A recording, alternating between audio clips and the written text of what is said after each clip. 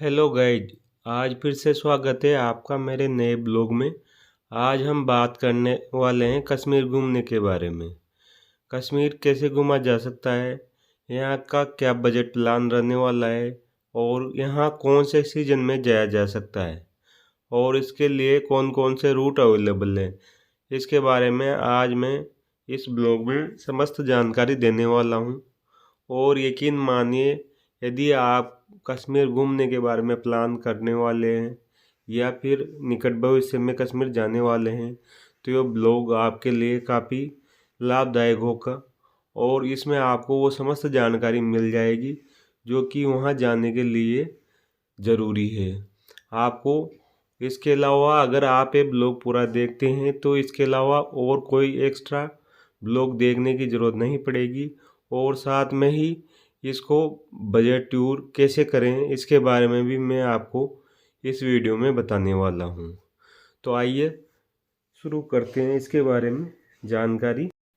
कश्मीर में जाना कहाँ चाहते हैं, सब ये सवाल हमारे दिमाग में रहता है कि कश्मीर घूमना तो है पर इसमें कहाँ कहाँ जाना चाहते हैं। तो इसके बारे में आपको बताना चाहूँगा कि कश्मीर में मोस्टली 4 जगह है जहाँ पर अधिकतर पर्यटक जाना पसंद करते हैं, जिसमें गुलमर्ग, सोनमर्ग, पहलगांव व श्रीनगर सिटी।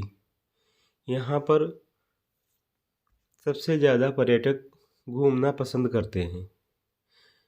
यहाँ पर बात की जाए यहाँ पर पहुँचने के लिए अवेलेबल ट्रांसपोर्ट की, तो यहाँ आप यहाँ बाई एयर जा सकते हैं। इसके लिए आपको देश के मुख्यतः एयरपोर्ट से श्रीनगर के लिए हवाई सेवाएं मिल जाएगी। और यदि आप ट्रेन से जाना चाहते हैं तो आपको पहले जम्मू या उधमपुर पहुंचना होगा। उधमपुर के बाद में या जम्मू के बाद में आपको थोड़ा सा अभी ट्रेन रूट कंप्लीट नहीं हुआ है तो 50 से 60 किलोमीटर के समथिंग बाय बस या बाय रोड करना होगा। उसके बाद में आप बनियाल से वापस ट्रेन ले सकते हैं जो कि आपको श्रीनगर पहुंचा देगी। तो ये एक विकल्प ये भी है कि यदि आप ट्रेन से जाना चाहते हो या बजट टूर करना चाहते हो तो आप बीच का रास्ता पब्लिक ट्रांसपोर्ट या टैक्सी से कर सकते हैं और बाय ट्रेन भी आप कश्मीर पहुंच सकते हैं।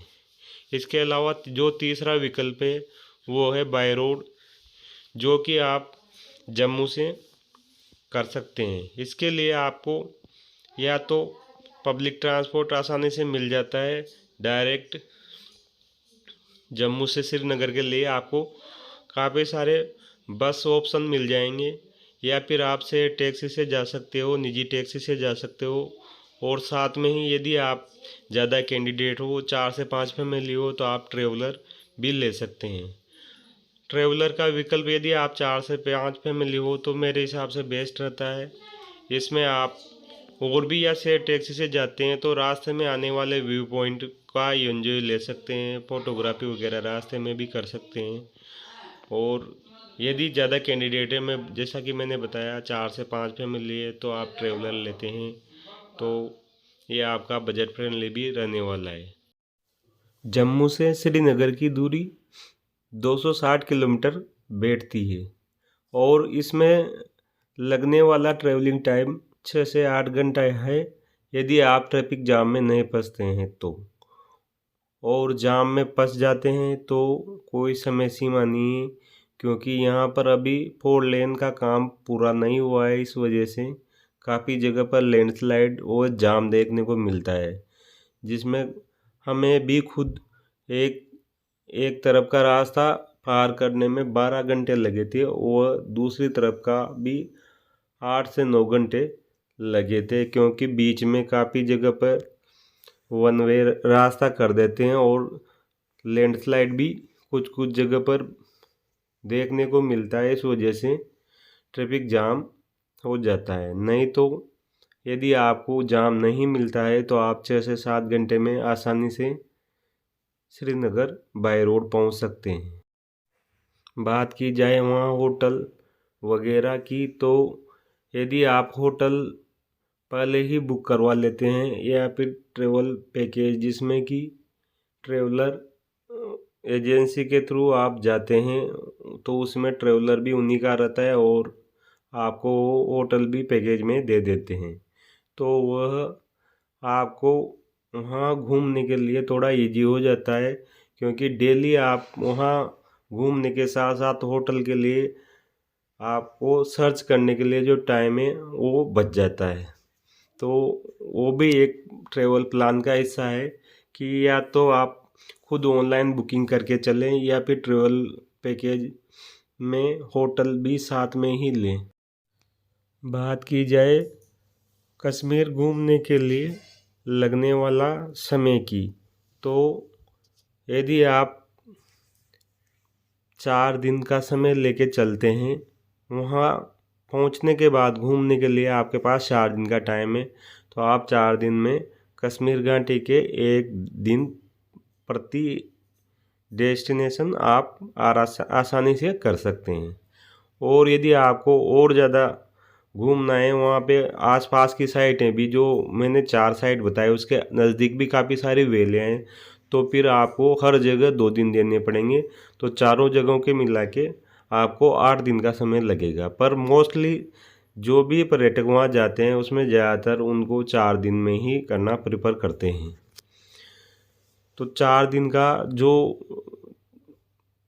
आपका घूमने का जो प्लान है वो क्या रहने वाला है, उसमें फर्स्ट डे आप सीधा श्रीनगर पहुंचेंगे, वहाँ नाइट में स्टे करेंगे और नाइट में स्टे करने के बाद में 1 दिन श्रीनगर सिटी घूमेंगे। श्रीनगर सिटी में काफ़ी सारे जगह है जो देखने के लायक है। उसमें सबसे फर्स्ट में आती है डल झील, शंकराचार्य मंदिर, परी महल, चश्मे शाही, निषाद गार्डन और शालीमार बाग। इसके अलावा यदि आप मार्च अप्रैल के महीने में जाते हैं तो आप ट्यूलिप गार्डन भी घूम सकते हैं। ये साल में एक ही बार जब इसमें ट्यूलिप में प्रॉपर फ्लावरिंग होती है तभी खुलता है। ये भी बहुत अच्छी जगह है, पर ये उसी समय खुलती है। श्रीनगर सिटी के सारे जो स्पॉट है घूमने के वो सभी डल झील के नज़दीक ही स्थित है। शालीमार गार्डन, निषाद गार्डन, परी महल, चश्मे शाही सभी डल झील के नज़दीक ही स्थित है, सिर्फ ट्यूलिप गार्डन को छोड़कर। बात की जाए श्रीनगर में स्टे की, तो यहाँ पर आपको डल झील के आसपास काफ़ी सारी होटल देखने को मिल जाएगी। और यदि आप डल झील में हाउस बोट में रहना चाहते हैं तो वो ऑप्शन भी आपको मिल जाएगा। उसकी कॉस्ट भी वैसे ज़्यादा नहीं होने वाली है, 1200 रुपये से लेके 1500-1700 रुपये तक में आपको एक रूम उसमें मिल जाएगा। और साथ में ही आप शिकारा राइड भी डल झील में ले सकते हैं, जिसकी सर्विस भी सुबह 7 बजे से लेके शाम को 9 बजे तक ओपन रहती है। ये सभी स्पॉट आप एक दिन में आसानी से घूम सकते हैं। दूसरे दिन के लिए आप गुलमर्ग व सोनमर्ग में से कहीं पे भी जा सकते हो। हम सोनमर्ग के लिए निकले थे, जिसकी दूरी 80 किलोमीटर है, वह ट्रैवलिंग टाइम 2 से 3 घंटे लग जाते हैं। सोनमर्ग पहुंचने के बाद में आपको सोनमर्ग में जो थाजवास ग्लेशियर ट्रैकिंग पॉइंट है उसके बीच में ही काफ़ी सारे और भी पॉइंट आते हैं, तो लास्ट पॉइंट वो रहता है, वहाँ तक जाना रहता है, जो कि आप पैदल ट्रैकिंग या फिर पोनी राइड घोड़ा करके भी कर सकते हैं।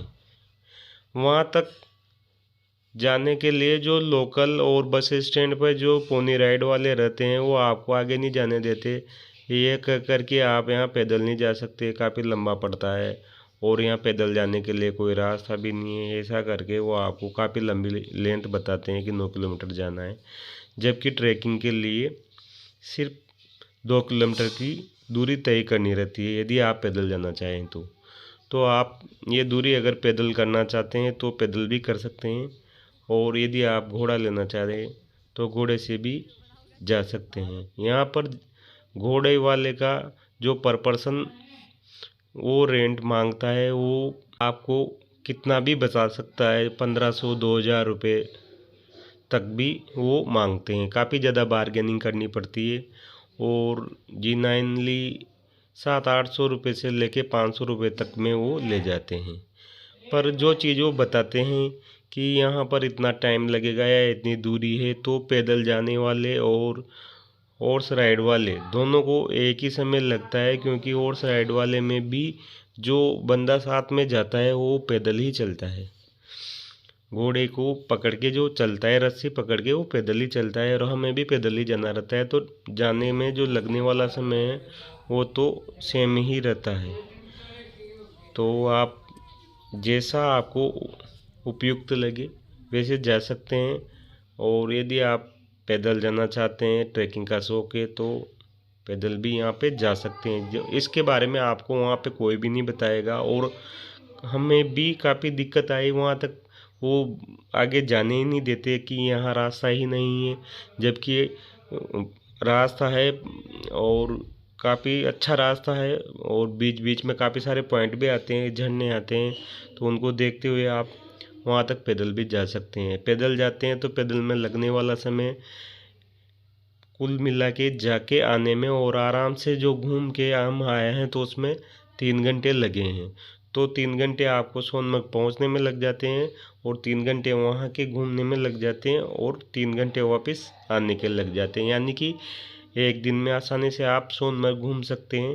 लेकिन सोनमर्ग में जो डेस्टिनेशन है उसके अलावा भी आसपास काफ़ी सारे पॉइंट है जो कि प्रीमियम बजट वाले रहते हैं। वहाँ पर ट्रेवलर वगैरह या फिर जो भी आपकी निजी गाड़ी है उसको नहीं जाने जाते, और उनकी जो वहाँ पर ट्रेवल यूनियन वाले हैं उनकी गाड़ी से घूमने देते हैं। तो उन्होंने हर हिल स्टेशन पे ऐसे आसपास काफ़ी सारे व्यू पॉइंट है जहाँ पर वो निजी गाड़ी को नहीं जाने देते। तो वहाँ आप जाने के लिए यदि आप जाना चाहो तो मोस्टली तो सोनमर्ग जिसके लिए आप जाना जाता है वो जगह ये है। बाकी वो आसपास जो पॉइंट है उनके नाम पे काफ़ी पैसा चार्ज करते हैं। तो आप पे डिपेंड करता है कि यदि आपके पास समय है तो एक दिन का समय और निकालें और वो जगह भी आप घूम के आ सकते हैं। उसका रेंट ये काफ़ी हाई चार्ज करते हैं, 10,000 रुपये 15,000 रुपये पर गाड़ी के हिसाब से ये लेते हैं, जिसमें दूरी तो ये काफ़ी लंबी बताते हैं, बाकी इतनी रहती नहीं है। तो आप चाहे तो वहाँ पर भी जा सकते हैं। बात की जाए सोनमर्ग में स्टे की, तो यहाँ स्टे करना थोड़ा कॉस्टली होता है और मेरे हिसाब से व्यवहारिक भी नहीं है, क्योंकि यदि आप यहाँ स्टे करते हो तो यहाँ से आपको वापस दूसरे दिन के लिए श्रीनगर जाना पड़ेगा, और श्रीनगर से भी आगे अपोजिट साइड पे गुलमर्ग के लिए निकलना पड़ेगा। श्रीनगर से सोनमर्ग जहाँ ईस्ट में पड़ता है वहीं गुलमर्ग वेस्ट में पड़ता है। दोनों श्रीनगर से अपोजिट साइड में होने की वजह से आपको यदि यहाँ स्टे करते हैं तो सुबह काफ़ी ज़्यादा समय देना पड़ेगा गुलमर्ग जाने के लिए। तो आप चाहें तो यहाँ पर वैसे ऑप्शन है रुकने का, होटल का चार्ज थोड़ा सा ज़्यादा है, बाकी यहाँ पर भी स्टे कर सकते हैं। और यदि आप वापस रिटर्न श्रीनगर नाइट स्टे करना चाहते हैं तो श्रीनगर में भी नाइट स्टे कर सकते हैं।